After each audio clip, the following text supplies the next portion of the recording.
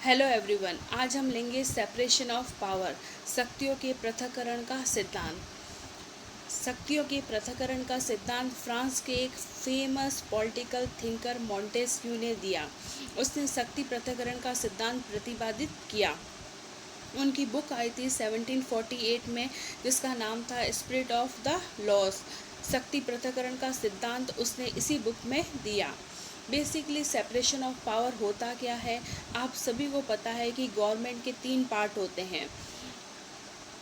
Administrative department होता है, executive department होता है और जुडिशरी, यानी कि संसद में जो है वह कानूनों से संबंधित बिल पेश किए जाते हैं। कार्यपालिका उन कानूनों को एग्जीक्यूट करती है और न्यायपालिका जो है वह विधि के अकॉर्डिंग जो है वह कोई भी कानून असंवैधानिक होने पर उसे वॉइड घोषित करने का काम करती है। ये तीनों अंग जो है वह एक दूसरे पर डिपेंड रहकर जो है वह कार्य करते हैं। मॉन्टेस्क्यू का कहना है कि व्यवस्थापिका, कार्यपालिका और न्यायपालिका अपने अपने कार्य तक सीमित रहे। उनका कार्य क्षेत्र जो है वह है ना अलग अलग होना चाहिए। कार्य करने की स्वतंत्रता, तीनों के द्वारा अलग अलग काम करना और उनके कार्य करने की जो स्वतंत्रता का नाम है, वही वास्तव में शक्ति पृथक्करण सिद्धांत है। अनेक विद्वानों का मत है कि सरकार के ये तीनों अंग या तीनों शक्तियां जो है वह अलग अलग हाथों में रहने से जनता के हितों की रक्षा होती है। पब्लिक वेलफेयर से रिलेटेड जो है वह चीज़ों को एग्जीक्यूट किया जाता है। अगर व्यवस्थापिका, कार्यपालिका और न्यायपालिका की शक्तियां अगर एक ही व्यक्ति या व्यक्ति के समूह के हाथों में केंद्रित होती है, तो शासन का जो स्वरूप होता है, बेसिक स्ट्रक्चर जो होता है, वो ऑटोक्रेटिक हो जाता है, निरंकुश हो जाता है। क्योंकि मॉन्टेस्क्यू फ्रांस का था और फ्रांस में हमेशा से ही निरंकुश राजतंत्र जो है वह रहा है। इसलिए मॉन्टेस्क्यू ने कहा कि व्यक्ति की स्वतंत्रता या नागरिक स्वतंत्रता इम्पॉर्टेंट होती है और नागरिक स्वतंत्रता तभी मिल सकती है जब गवर्नमेंट के ये तीनों पार्ट जो है वह अपने अपने दायरे में रहकर काम करें। इस प्रकार शक्ति पृथक्करण सिद्धांत के अनुसार व्यवस्थापिका, कार्यपालिका और जुडिशरी को एक दूसरे के कार्यों में हस्तक्षेप नहीं करना चाहिए। उनको अपने डिपार्टमेंट में कार्य करने की स्वतंत्रता है और लेकिन दूसरे के जैव कार्यों में इंटरफेयर उनको नहीं करना चाहिए। फेमस पॉलिटिकल थिंकर गैटिक के अनुसार शक्ति पृथक्करण सिद्धांत क्या है? यह सिद्धांत शासन के जो विभिन्न कार्य होते हैं, वो कार्य जो है वह व्यक्तियों के द्वारा और व्यक्तियों की विभिन्न संस्थाओं के द्वारा किए जाने चाहिए। प्रत्येक डिपार्टमेंट दूसरे डिपार्टमेंट में हस्तक्षेप नहीं करे, इंटरफेयर नहीं करे। उनका जो कार्य है उनके कार्य क्षेत्र तक ही सीमित रहना चाहिए। अपने क्षेत्र में वो बिल्कुल स्वतंत्र रहे, दूसरे के कामों में इंटरफेयर नहीं करे। वास्तव में वही क्या है, शक्ति पृथक्करण का सिद्धांत है। शक्ति पृथक्करण के सिद्धांत के जो समर्थक है, जो इसको एक्सेप्ट करते हैं, उनका मानना है कि जो लॉ को बनाते हैं, लॉ को एग्जीक्यूट करवाते हैं और लॉ के द्वारा जो है वह जो जस्टिस करते हैं, इसके लिए जो है वह अलग अलग एबिलिटी चाहिए, अलग अलग कैपेसिटी चाहिए और ये जो है वह सारी योग्यताएं किसी एक व्यक्ति या एक व्यक्ति के समूह में न होकर सभी के हाथों में अलग अलग होनी चाहिए। अतः सरकार के ये तीनों अंग एक ही व्यक्ति के हाथों में न होकर अलग अलग व्यक्तियों के हाथों में होने चाहिए। मॉन्टेस्क्यू ने कहा है कि यदि है ना लेजिस्लेटिव जो असेंबली है तथा कार्यपालिका जो शक्ति है वो एक ही व्यक्ति अथवा एक ही निकाय, एक ही जो कॉन्स्टिट्यूशन बॉडीज़ के अंदर केंद्रित कर दी जाती है, तो स्वतंत्रता का अंत हो जाता है। कहने का मतलब है कानूनी एक ही जो वह पार्टी बनाएगी, कानूनों को लागू भी एक ही पार्टी करेगी, तो कहीं ना कहीं स्वतंत्रता का क्या हो जाता है, अंत हो जाता है, मोनोपोली स्टार्ट होने लग जाती है। एक फेमस पॉलिटिकल थिंकर हैमिल्टन ने भी कहा है कि लेजिस्लेटिव डिपार्टमेंट है, एग्जीक्यूटिव डिपार्टमेंट है और न्यायपालिका, इन सब शक्तियों का एक ही स्थान पर जो है वह केंद्रित होना, सेंट्रलाइज होना ऑटोक्रेसी को जो है वह जन्म देता है या टायरनी को जो जन्म देता है और उससे अत्याचार जो है वह पनपता है। बेसिकली जो हिस्ट्री जो है शक्ति पृथक्करण सिद्धांत की, 18वीं शताब्दी में मॉन्टेस्क्यू जो फ्रांसीसी विचारक था, उसने शक्ति पृथक्करण का सिद्धांत दिया। लेकिन इससे पहले जो है वह इसका विकास या इस सिद्धांत का प्रतिपादन जो है वह यूनान में हो चुका था। यूनानी विचारक जो है वह प्लेटो है, अरस्तु ने भी इस सिद्धांत का जो है वह समर्थन किया है। इस सिद्धांत के बारे में उन्होंने अपने विचार दिए थे पहले भी। 14वीं शताब्दी में मर्सिलियो ऑफ पैडुआ। 16वीं शताब्दी में विचारक बोंदा और 17वीं शताब्दी में जॉन लॉक ने इस संबंध में अपने महत्वपूर्ण विचार जो है वह दिए हैं। मॉन्टेस्क्यू से पहले शक्ति पृथक्करण सिद्धांत के प्रतिपादन का श्रेय राजनीतिक विज्ञान के जनक जो है वह अरस्तु को कहा जाता है। मॉन्टेस्क्यू ने अपनी बुक स्पिरिट ऑफ लॉज के अंदर जो है वह सेपरेशन ऑफ पावर प्रिंसिपल की व्याख्या की है, उसको एक्सप्लेन किया है। 1726 के अंदर जो है वह मॉन्टेस्क्यू ने इंग्लैंड की यात्रा की थी। वहाँ की प्रचलित जो है वह स्वतंत्रता, वहाँ पर उस समय जो स्वतंत्रता थी उसकी भावना से वह बहुत प्रभावित हुआ। उसने कहा कि इंग्लैंड में नागरिकों की स्वतंत्रता का जो फ्रीडम का मेन कारण क्या है, वहाँ पर जुडिशरी है, एग्जीक्यूटिव डिपार्टमेंट है और लेजिस्लेटिव डिपार्टमेंट है, उनके अलग अलग डिपार्टमेंट है और वो सब अपने कार्यों को संपादित करते हैं, उनको जो है वो पूरा करते हैं, एग्जीक्यूट करते हैं।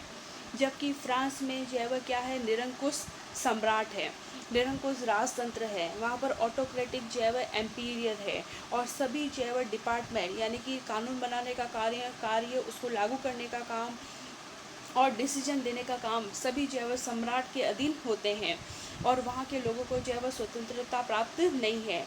इसलिए मॉन्टेस्क्यू को लगा कि स्वतंत्रता तब मिल सकती है नागरिकों को जब गवर्नमेंट के तीनों अंग जो है वह अलग अलग काम करें। विधायिका, कार्यपालिका और न्यायपालिका के कार्य जो है वह अलग अलग होने चाहिए। शक्तियों के अगर केंद्रीकरण के परिणाम स्वरूप ही फ्रांस की जो है वह जनता की स्वतंत्रता खतरे में है। शक्तियों का जो है वह सेंट्रलाइजेशन होना, किसी निरंकुश व्यक्ति के हाथों में सारी पावर जाना, उससे लोगों के जो है वह स्वतंत्रता को खतरा हो सकता है। और इंग्लैंड में जो है वह सेपरेशन ऑफ पावर के कारण ही वहाँ के नागरिकों को स्वतंत्रता प्राप्त है। इसलिए मॉन्टेस्क्यू जो है वह इस कंक्लूज़न पर पहुंचा कि नागरिकों की स्वतंत्रता के लिए जो लोगों की जो राइट्स है उनकी जो है वह रक्षा के लिए शासन की जो समस्त पावर किसी एक ही व्यक्ति के हाथों में सेंट्रलाइज न होकर उसको विभिन्न डिपार्टमेंट में विभिन्न व्यक्तियों के अंदर जो है व्यक्तियों के ग्रुप में उसको डिवाइड करना चाहिए। वही क्या है, वास्तव में शक्ति पृथक्करण सिद्धांत है। शक्ति पृथक्करण सिद्धांत को एक्सप्लेन करते हुए मॉन्टेस्क्यू ने लिखा है कि यदि कानून और उस पर जो है वह उसको एग्जीक्यूट करने वाली शक्तियाँ एक ही व्यक्ति या व्यक्ति के समूह के हाथों में केंद्रित हो जाती है तो स्वतंत्रता मिल पाना असंभव है। इसलिए प्रत्येक क्षेत्र अपने क्षेत्र में जो है वह स्वतंत्र होना चाहिए और अपने कार्य क्षेत्र तक उसको सीमित रहना चाहिए। दूसरे के कार्यों में उसको हस्तक्षेप नहीं करना चाहिए, इंटरफेरेंस नहीं करना चाहिए और उन पर कंट्रोल करने का भी उसको एफर्ट जो है वह नहीं करना चाहिए। अब अपन देखते हैं सेपरेशन ऑफ पावर प्रिंसिपल का महत्व क्या है, उसका बेनिफिट क्या है। फर्स्ट है व्यक्ति की स्वतंत्रता की रक्षा, protection of personal freedom liberty. Protection of personal freedom liberty कहा जाता है कि जब पावर किसी व्यक्ति को मिलती है तो मनुष्य जो है वह बुरा हो जाता है और अगर उसके पास जो है वह सबसे ज़्यादा पावर आ जाती है, अधिकतम शक्ति आ जाती है तो वो और भी ज़्यादा बुरा हो जाता है, जैसे कि हिटलर और मुसोलिनी। इसलिए कहा जाता है कि जब राज्य की संपूर्ण शक्ति एक ही व्यक्ति या एक ही व्यक्ति के समूह में केंद्रित हो जाती है तो शासन जो है वह अत्याचारी हो जाता है, ऑटोक्रेसी जो है वह हो जाता है। लेकिन जब शासन की शक्ति तीनों अंगों में बांट दी जाती है तो व्यक्ति की स्वतंत्रता और उसके अधिकारों की रक्षा होती है और व्यक्ति की स्वतंत्रता के लिए शक्ति पृथक्करण सिद्धांत अत्यंत महत्वपूर्ण है। सेकंड है निष्पक्ष की गारंटी, यानी कि न्यूट्रल है ना, फेयर डिसीजन। शासन की अगर शक्ति पृथक डिपार्टमेंट में बढ़ जाती है और सभी डिपार्टमेंट अपने क्षेत्र में अपनी एरिया में पूर्णतः जो है वो फ्री होते हैं और व्यवस्थापिका कार्यपालिका के क्षेत्र में हस्तक्षेप नहीं कर सकती है, न्यायपालिका कार्यपालिका के क्षेत्र में जो है वह हस्तक्षेप नहीं कर सकती है, तो किसी भी प्रकार के न्यायिक निर्णय जो है वह प्रभावित नहीं होंगे, है ना। न्यायिक निर्णय जो है वह प्रभावित करने में असफल जो है वह रहेंगे। सबका अपना अलग अलग जो है वह क्या होगा, डिपार्टमेंट होगा। फिर बाद में है इसका महत्व, कानूनों का निर्माण लोक कल्याण के आधार पर। Formulation of laws public welfare basic. जब पार्लियामेंट जो है वह एग्जीक्यूटिव डिपार्टमेंट यानी कि जो पीएम है, काउंसिल ऑफ मिनिस्टर है ना, उनसे जो है वो उनके कार्य क्षेत्र से जो है वह मुक्त होगी, तभी वह अपने जो है वह क्षेत्र में स्वतंत्र होकर जो है वह कानूनों का निर्माण कर सकेगी और ऐसे कानूनों का निर्माण कर सकती है जो राज्य के लिए जो है वह क्या हो, लोक कल्याणकारी हो। और सार्वजनिक हित के लिए पार्लियामेंट यानी कि व्यवस्थापिका का क्षेत्र जो है वह स्वतंत्र होना आवश्यक होता है। हमेशा जो है वह क्या होता है, जो व्यवस्थापिका है, पार्लियामेंट के मेंबर जो होते हैं वो एग्जीक्यूटिव जो डिपार्टमेंट होते हैं उन पर डिपेंड होते हैं, क्योंकि एग्जीक्यूटिव डिपार्टमेंट के मेंबर जो होते हैं वो संसद के जो है वह क्या होते हैं, सदस्य होते हैं। लेकिन व्यवस्थापिका और कार्यपालिका को एक दूसरे के जो है वह क्षेत्र से बिल्कुल अलग रहना चाहिए, तभी पार्लियामेंट जो है वह ऐसे कानूनों का निर्माण कर सकती है जो लोगों के लिए जो है वह क्या हो, वेलफेयर हो। Is that clear? शासन का प्रत्येक अंग अधिक उत्तरदायित्व होता है। Each part of the government would have more responsibility. अगर प्रत्येक विभाग अपना कार्य करे तो प्रत्येक विभाग अपने जो है वह स्पेशल कार्यों को विशिष्ट योग्यता के साथ, कैपेबिलिटी के साथ जो है वह और मॉरलिटी के साथ और अधिक रिस्पॉन्सिबिलिटी की भावना से जो है वह करेंगे। और अगर उनमें कोई कमी भी हो जाती है तो वह उसकी जिम्मेदारी जो है वह किसी दूसरे विभाग पर नहीं डाल सकते हैं, क्योंकि हर डिपार्टमेंट का काम जो है वह क्या हो जाएगा, अलग अलग हो जाएगा। नहीं तो क्या होता है कि किसी भी डिपार्टमेंट की जो है वह गलती होने पर वह अपना काम जो है वह एक दूसरे पर डालते रहते हैं। तो हर शासन का अंग जो है वह अपनी रिस्पॉन्सिबिलिटी के साथ काम। अब है सेपरेशन ऑफ पावर का क्रिटिसिज्म, आलोचना। शक्ति पृथक्करण सिद्धांत की आलोचना इस बात पर की गई है कि यदि एग्जीक्यूटिव डिपार्टमेंट है, कार्यपालिका है, वह एडमिनिस्ट्रेटिव डिपार्टमेंट एक दूसरे से स्वतंत्र हो जाते हैं तो कार्यपालिका व्यवस्थापिका के प्रति उत्तरदायित्व नहीं होगी। जो हमारे इंडिया के अंदर फेडरल सिस्टम की जो है वह मेन विशेषता है। कार्यपालिका जो है वह मनमाने ढंग से जो है वह काम करेगी। उस समय कार्यपालिका के उत्तरदायित्व में, रिस्पॉन्सिबिलिटी में कमी आएगी, क्योंकि कार्यपालिका जो है वह संसद के प्रति उत्तरदायित्व नहीं होगी। हमारे गवर्नमेंट के जो तीनों अंग होते हैं वह परस्पर जो है वह सहयोग के द्वारा कॉपरेशन से काम करते हैं। इसलिए जो है वह सहयोग से काम नहीं होगा तो सरकार का कार्य जो है वह बिल्कुल रुक जाएगा, क्योंकि सरकार के तीनों अंग जो है वह अलग अलग काम करेंगे और कॉपरेशन नहीं होने के कारण जो है वह शासन जो है वह क्या होगा, दुर्बल होगा। सरकार के जो अंगों के अंदर जो बैलेंस है वो बिगड़ने लग जाएगा और सरकार के कार्यों में जो है वह लूजनेस जो है वह आने लगेगी, स्थिरता जो है वह आने लगेगी। शक्ति पृथक्करण विभाजन का सिद्धांत जो है वह अव्यवहारिक है। सरकार के द्वारा किए गए कार्य हर डिपार्टमेंट में इतने एक दूसरे पर इतने डिपेंड होते हैं कि उनका विभाजन जो है वह नहीं हो पाता है और यह एक बहुत ही अव्यवहारिक सिद्धांत है। अगर अपन शक्ति पृथक्करण सिद्धांत की बात करें तो शक्तियों का जो पूरी तरीके से जो सेपरेशन है वो संभव ही नहीं है, क्योंकि गवर्नमेंट के तीनों अंग जो होते हैं वह पारस्परिक निर्भरता के साथ काम करते हैं। तीनों अंगों की एक दूसरे से शक्ति प्राप्त करते हैं। मतलब जो कार्यपालिका है वो व्यवस्थापिका के सदस्य ही जो है वो कार्यपालिका के मेंबर होते हैं और जो ना एग्जीक्यूटिव डिपार्टमेंट है उनके मेंबर ही जो है वह ना राज्य की स्थितियों को देखकर जो है वह लॉ के निर्माण के लिए सजेशन देते हैं और लॉ का निर्माण जो है वह संसद में किया जाता है।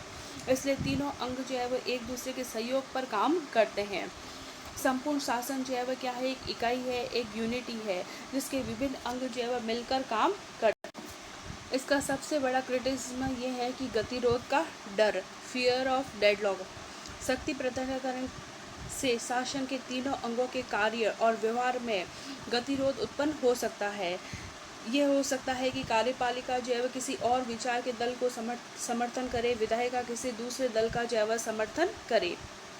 यह सिद्धांत जो है वह एक वेलफेयर स्टेट के लिए बिल्कुल अनुपयोगी नहीं होता है, यूज़फुल जो है वह नहीं होता है। लोक कल्याणकारी राज्य में कोई भी काम जो है वह प्लानिंग से किया जाता है और यह तभी संभव होता है जब एग्जीक्यूटिव डिपार्टमेंट है यानी कि हमारी जो कार्यपालिका है वो क्या हो, शक्तिशाली हो। बेसिकली मॉन्टेस्क्यू ने जो है वह शक्ति पृथक्करण सिद्धांत का गलत अध्ययन किया है। उसने ब्रिटेन ब्रिटेन इंग्लैंड की जो है वह यात्रा की और वहाँ के नागरिकों की स्वतंत्रता दी, और उसने यह प्रतिपादित किया कि तीनों अंगों जो है वह एक दूसरे के कार्यों में इंटरफेयर नहीं करे, तभी जो है व्यक्तिगत स्वतंत्रता की प्राप्ति हो सकती है। परंतु ऐसा नहीं है। मॉन्टेस्क्यू ने जो है वह शक्ति पृथक्करण सिद्धांत का गलत अध्ययन किया है। इंग्लैंड में यानी कि ब्रिटेन में जो है वह स्वतंत्रता है, फ्रीडम है, लेकिन वहाँ पर जो है वह फ्रीडम जो है वह केवल सेपरेशन ऑफ पावर से जो है वह नहीं मिली है। वास्तव में वहाँ पर जो है वह क्या है, सेपरेशन ऑफ पावर है ही नहीं है। व्यक्ति को जो फंडामेंटल राइट्स मिले हुए हैं उसका मेन कारण है विधि का कानून, क्योंकि ब्रिटेन के अंदर पार्लियामेंट जो भी कानून बनाती है उसके लिए उसको जो है वो वॉइड घोषित नहीं किया जा सकता है। वहाँ पर जो है वो फ्रीडम का मेन रीज़न यही है कि विधि का कानून। स्वतंत्रता के लिए पृथक्करण की आवश्यकता ही नहीं है। शक्ति पृथक्करण के सिद्धांतों के प्रतिपादकों ने इस बात पर जो है वह जोर दिया है कि व्यक्ति की स्वतंत्रता के लिए शासन के तीनों अंगों में सेपरेशन आवश्यक होता है, पर व्यवहार में जो है वह सेपरेशन से नागरिक स्वतंत्रता की गारंटी नहीं होती है, क्योंकि लोगों को फ्रीडम जो है वह मेथड ऑफ लॉ से मिलती है, फंडामेंटल राइट से मिलती है, राइट टू इंफॉर्मेशन से मिलती है।